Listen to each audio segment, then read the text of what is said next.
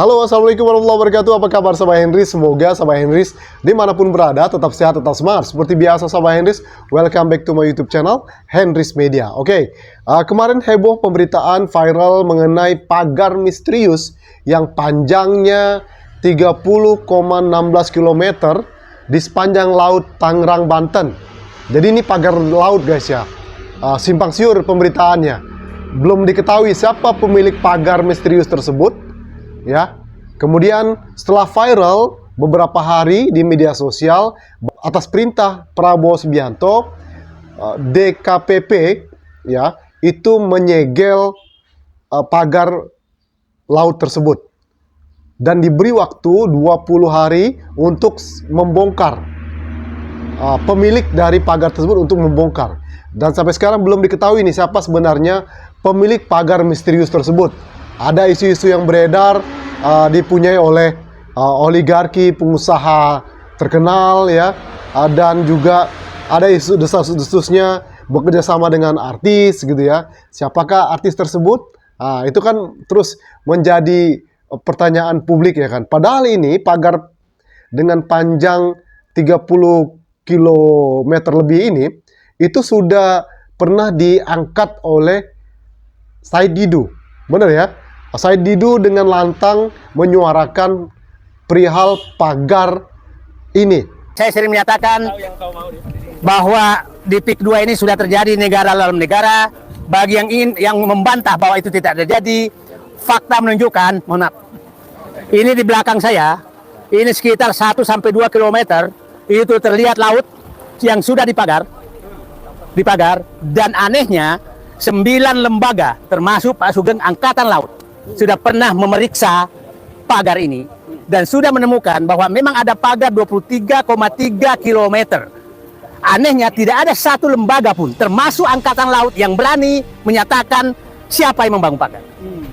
Jadi bagi pihak-pihak menyatakan tidak terjadi negara dalam negara, saya katakan mulai dari Kosambi sampai Tanah Arah sana, sampai sana itu sudah tidak ada negara.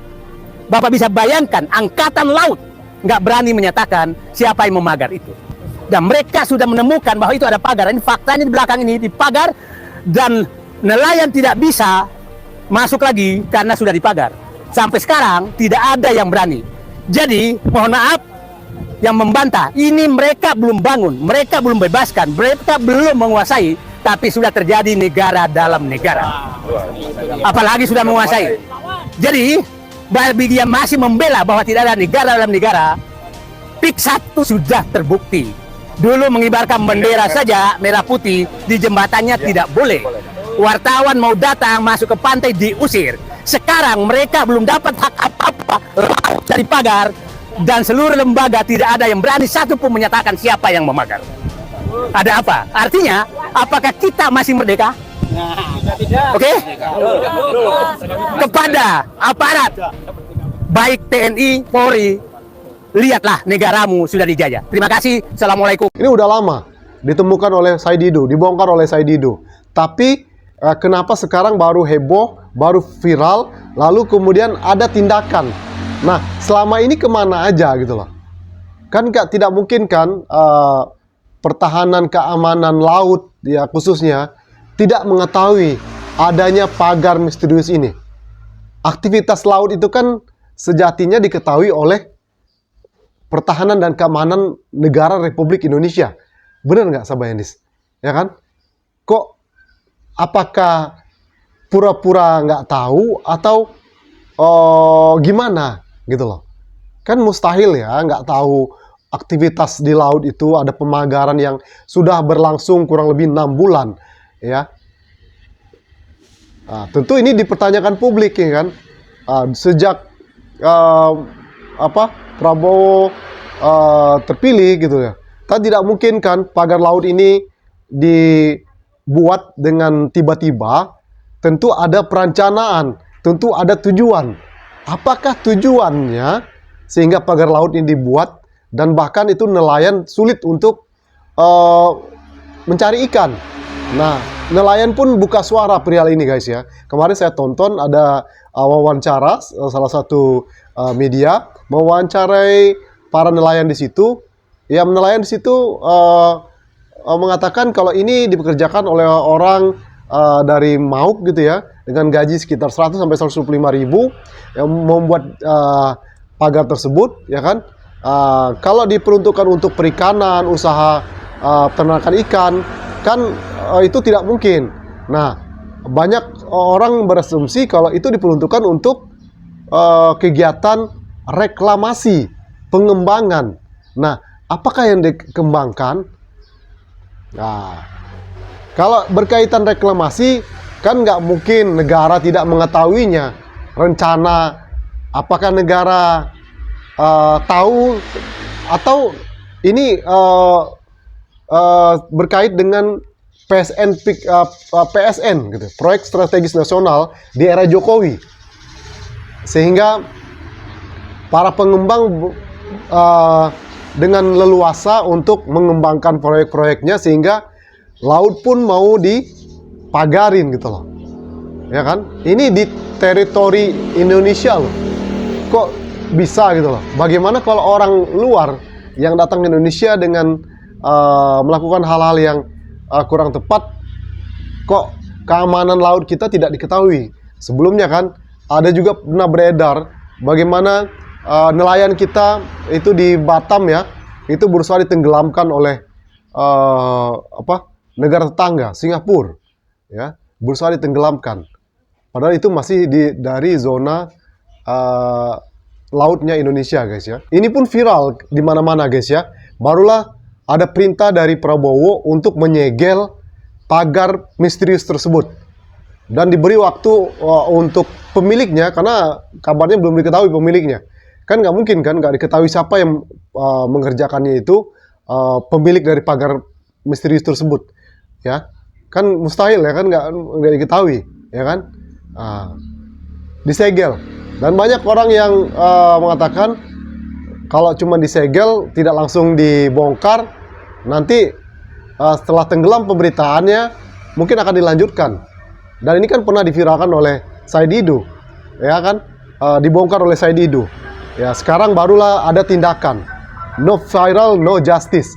Nah, berkaitan dengan ini, tindakan Prabowo ini yang menyegel pagar panjang misterius di laut ini 30 kilo lebih, bagaimana juga kebijaksanaan Anies Baswedan terkait reklamasi. Kita pernah ketahui bersama kan, sebelum mencalonkan menjadi gubernur DKI, Anies Baswedan pun membuat janji politiknya untuk memberhentikan atau menyetop reklamasi.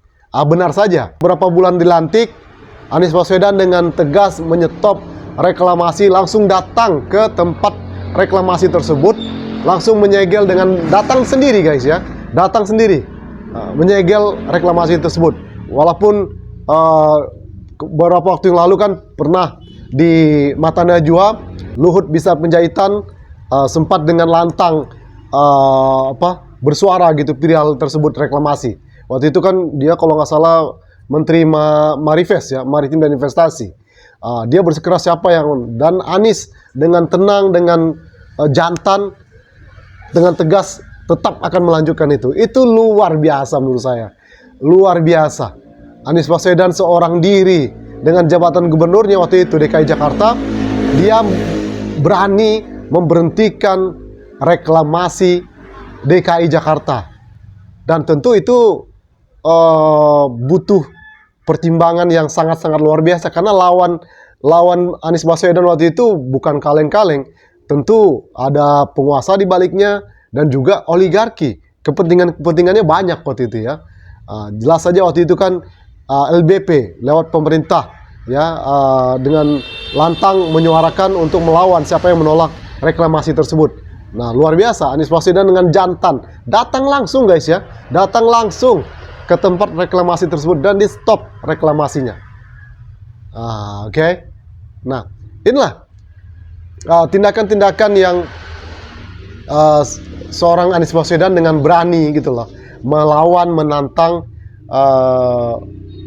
kepentingan-kepentingan oligarki dan penguasa yang tentu tidak bertanggung jawab ya. Wilayah Indonesia dengan seenaknya, dengan tujuan-tujuan keuntungan mereka pribadi, ya, melakukan hal-hal yang tentu tidak ada riset, kemudian musyawarah dengan masyarakat sekitar, tentu akan merugikan. Waktu itu nelayan di Jakarta sangat dirugikan sekali dengan reklamasi tersebut. Nah, setelah reklamasi itu di stop dengan beraninya Pak Anies Baswedan, nah tentu ini membuat oligarki marah. Dan kita lihat saja, oligarki dan penguasa-penguasa yang merasa dirugikan dengan kebijaksanaan Pak Anies Baswedan waktu itu, lihat saja di Pilpres, bagaimana Anies Baswedan dijegal sedemikian rupa. Pilpres yang kita ketahui bersama dari Hasto kemarin, di konten saya sebelumnya, itu Hasto bongkar kalau Pilpres sebenarnya itu terjadi 2 putaran. Dan suara Ganjar Mahfud dan Anies Baswedan itu dikunci. Nah, kalau terjadi 2 putaran, otomatis Anies Baswedan berpotensi bisa menang di Pilpres 2024 kemarin. Nah, tentu kolaborasi antara kekuasaan dengan oligarki sangat kuat waktu itu. Tambah lagi di Pilgub Jakarta, Anies Baswedan ingin berlayar, dihadang, dijegal sedemikian rupa. Ya inilah, karena Anies Baswedan waktu itu berani nyetop reklamasi yang ada di Jakarta. Nggak taunya kan, setelah di stop oleh Anies Baswedan, ternyata tidak habis akal mereka mungkin melanjutkan reklamasi itu di sekarang mungkin. Ya, bisa jadi di Tangerang, Banten. Dan ini juga ada kaitannya dengan Pilgub Banten. Sosok Airin itu terkesan dijegal di Banten karena mungkin Airin menolak reklamasi. Sedangkan reklamasi itu kepentingan, ya sudah menjadi rahasia umum kan? Siapakah yang punya kepentingannya? Ya pengusaha dan penguasa mungkin, ya kan? Dan di era itu, ya kan, PSN, Proyek Strategis Nasional, PIK 2, kemudian juga BSD itu kan, kalau menurut saya itu kan properti pengembang, kok bisa jadikan proyek strategis nasional. Ya kan, ada apa? Pasti kalian tahulah, ada udang di balik batu tentunya dari PSN tersebut, ya kan? Ya itu kan kenapa dijadikan proyek strategis nasional? Kalau proyek strategis nasional itu kan mungkin pengolahan minyak bumi dan gas, batu bara, nikel, itu bisa jadi.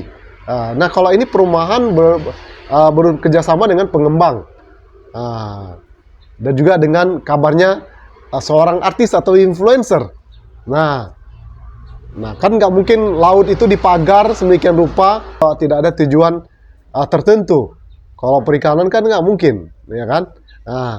Nah inilah tindakan tegas Prabowo versus tindakan tegas Anies Baswedan mengenai melawan kepentingan oligarki.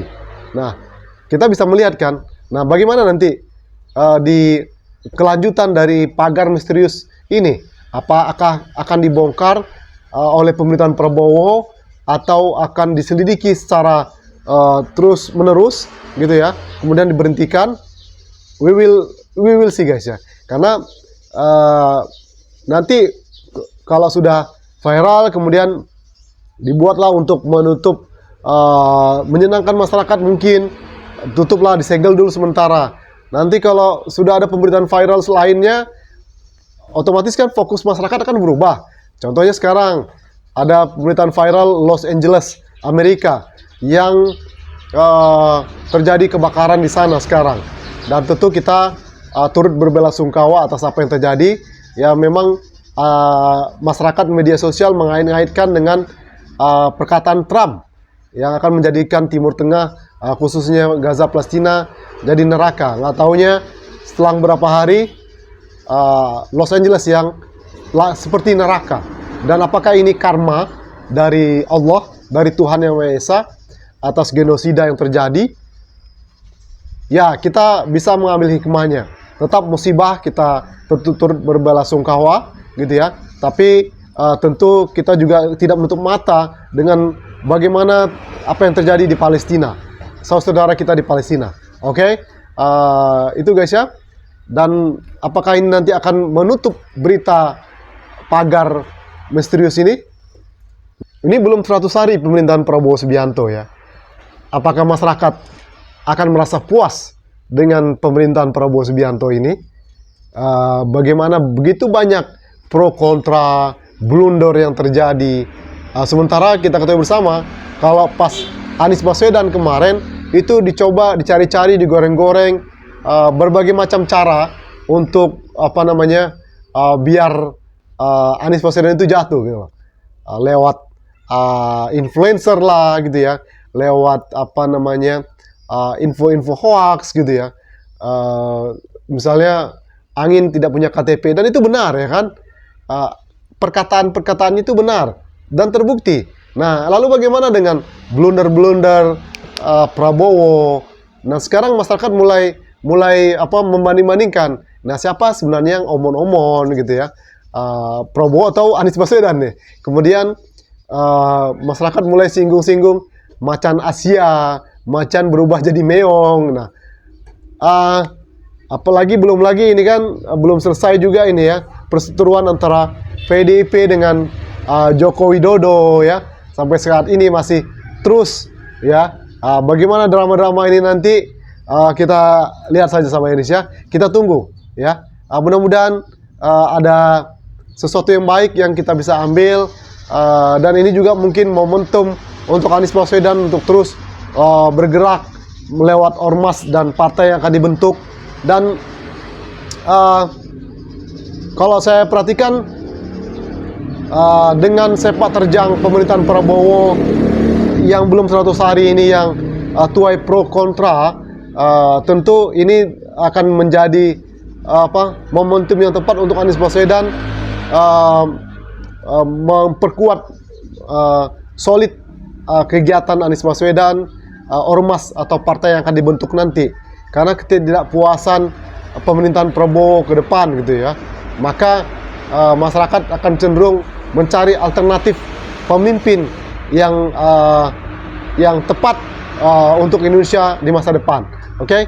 Itu saja video kali ini, sobat. Thank you for your attention. One more time, don't forget to subscribe, like, comment, and share. See you in the next video. Assalamualaikum warahmatullahi wabarakatuh. Bye bye.